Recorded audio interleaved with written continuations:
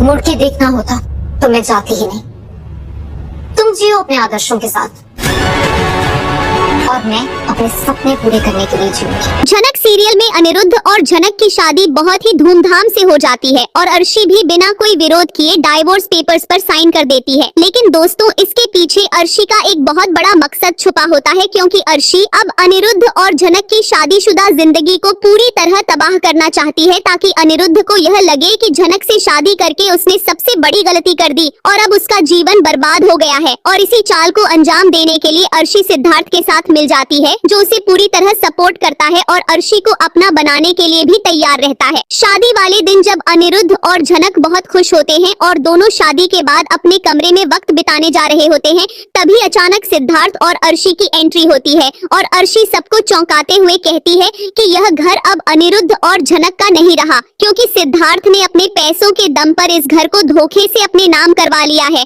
और अब वह दोनों इस घर से बाहर निकल जाएं। यह सुनकर सबके होश उड़ जाते हैं और खासकर अनिरुद्ध और झनक को बहुत बड़ा झटका लगता है, क्योंकि अर्शी बाकी सभी घर वालों को घर में रहने देती है, लेकिन केवल अनिरुद्ध और झनक को ही बेघर कर देती है। इसके बाद दोनों को मजबूरी में एक छोटे से किराए के मकान में रहना पड़ता है, जहां से उनकी संघर्ष भरी जिंदगी की नई शुरुआत होती है। वहीं दूसरी तरफ सिद्धार्थ अर्शी के कहने पर अनिरुद्ध की नौकरी भी छुड़वा देता है, जिससे अनिरुद्ध के पास कोई काम नहीं बचता और झनक भी उस वक्त नौकरी के बिना होती है, जिससे दोनों को अपने जीवन की हर जरूरत के लिए संघर्ष करना पड़ता है। लेकिन इस मुश्किल वक्त में भी दोनों एक दूसरे का साथ नहीं छोड़ते और एक दूसरे का सहारा बनकर आगे बढ़ने की कोशिश करते हैं।